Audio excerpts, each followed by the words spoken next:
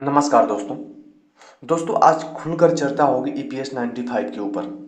दोस्तों अशोक रावत जी ने आप लोगों ने देखा सभाओं पे सभाएं जो कर रहे हैं। दोस्तों उनका सार्थक निकल क्या रहा है, हम उनके लिए योगदान क्या दे रहे हैं। और वो दोस्तों अब महाराष्ट्र चुनाव में समय आ गया है कि हम लोग एकजुट होकर जो है इस पे काम करें।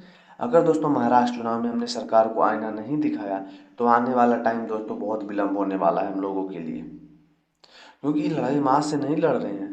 और दोस्तों इसमें पक्ष विपक्ष कोई भी जो है हमारा खुल के साथ अभी तक नहीं दिया है, एक आध नेता को छोड़ करके। सब अपने स्वार्थ देख रहे हैं, सब अपने काम देख रहे हैं।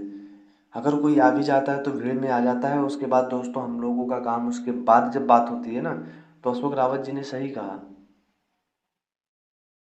एनएससी जो है कमज़ोर पड़ती जा रही है और कमज़ोर हमें नहीं पड़ना है।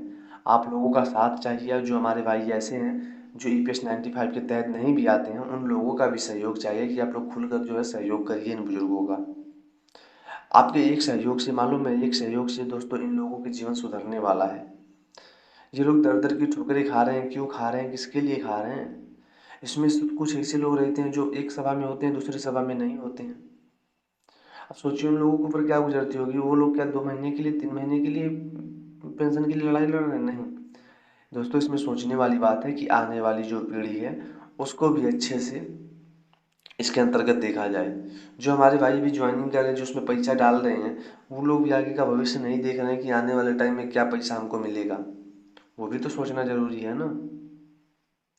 ईपीएफओ ने 15,000 से चलो बढ़ा करके, वो समय सीमा अगर बढ़ाएगी गवर्नमेंट, बढ़ाती है 21,000 रुपये कर देती है, तो भी कौन सा हमें क्या नाम है इतने ज़्यादा फायदा होने वाला है। मिनिमम पेंशन अगर हमारा 7,500 रुपया कर दी है तो दोस्तों इस पे हम पक्ष को जिताएंगे, और नहीं करती तो दोस्तों गवर्नमेंट को हम आईना दिखाएंगे, हम लोग सब साथ मिल करके जो है काम करेंगे। और ऐसा नहीं है अशोक रावत जी अपना कैंडिडेट नहीं दे सकते, या हम लोग कोई सरकार गिरा नहीं सकते। हम बुजुर्गों में बहुत ताकत है। हाँ ऐसा होता है जैसे वो हरियाणा चुनाव में देखा गया, कुछ लुभावने वादे थे और कुछ उनके अच्छे काम भी रहे होंगे जो वहाँ पर वो सफल हो गए। लेकिन महाराष्ट्र में ऐसा बिल्कुल भी नहीं होने वाला है। महाराष्ट्र में सबसे अधिक जो है ईपीएस 95 के तहत लोग आते हैं, सबसे ज़्यादा इनकी संख्या है। महाराष्ट्र में हर कोने के लोग रहते हैं, तो इस चीज़ में ध्यान रखना है और इस पे अच्छे से काम करना है। अब दोस्तों आप लोगों का साथ ही जो है अशोक रावत जी और वीरेंद्र सिंह शेखावत जी को क्या नाम है साथ में जोड़ के रखा हुआ है। ये लोग दिन पे दिन, आए दिन परिश्रम पे परिश्रम करते जा रहे हैं।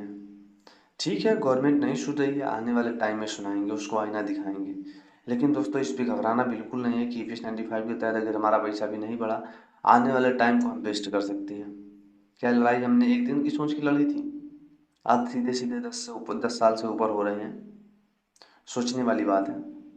कोई बात नहीं, और लड़ाइयाँ लड़ेंगे और अच्छे कर्म दिखाएंगे।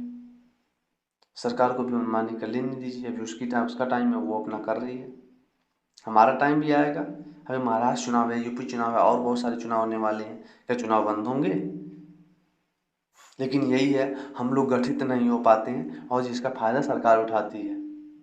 हमें नोटा दबाना है, क्या दबाना है, कुछ हमारे जो पेंशनर्स हैं नोटा दबाते हैं, कुछ जो है विपक्ष को वोट देते हैं, कुछ जो है उसके अलग हट के वोट देते हैं।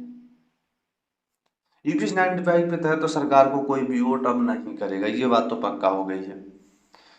क्योंकि जिस प्रकार से उन लोगों को गुस्सा मैं देख रहा हूँ ना, जितना जैसा कमेंट देखता हूँ ना, कि वास्तव में सरकार के खिलाफ गुस्सा भरा पड़ा है। और क्यों ना भरा पड़ा रहे।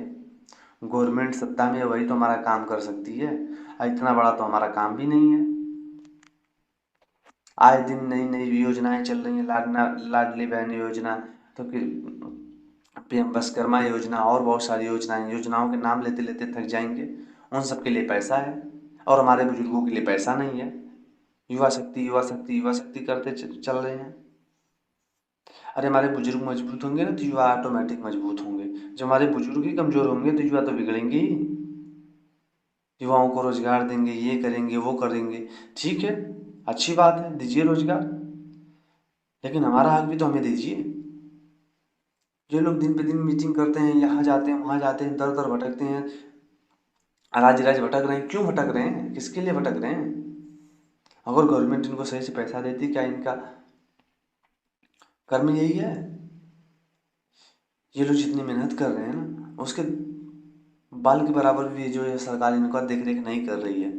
तो आने वाले टाइम में हम यही कहेंगे दोस्त कि आप लोग जितना ज़्यादा हो सके इन लोगों का सपोर्ट करिए और दोस्तों आने वाले टाइम को बेटर बनाइए, क्योंकि आपको भी EPS 95 के तहत आना है। जो भी कहीं प्राइवेट सेक्टर में रोजगार कर रहे हैं सबको EPS 95 के तहत आना है, और EPFO सबको का नाम बेवकूफ़ बनाएगी।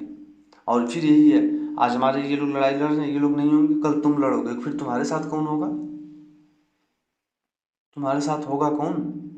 ये चीज़ ध्यान में रखना है। और आप लोग अच्छे से और कर्म से लड़ाई लड़िए, ऐसा नहीं है दिखावा करना है हमें।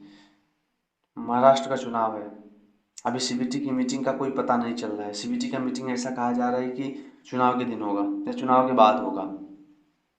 तो ठीक है, हम भी चुनाव की वोट की उम्मीद हमसे नहीं की जाए, क्योंकि अगर हमारा काम होगा तो वोट की उम्मीद होगी, काम नहीं होगा तो वोट की उम्मीद बिल्कुल नहीं होगी। क्योंकि सोचने वाली बात है, ये टाइम इन लोगों का धरना देने का, ये टाइम इन लोगों का ज्ञापन देने का नहीं है। ये टाइम घर में पड़े रहने का है। लेकिन घर में रह कैसे सकते हैं?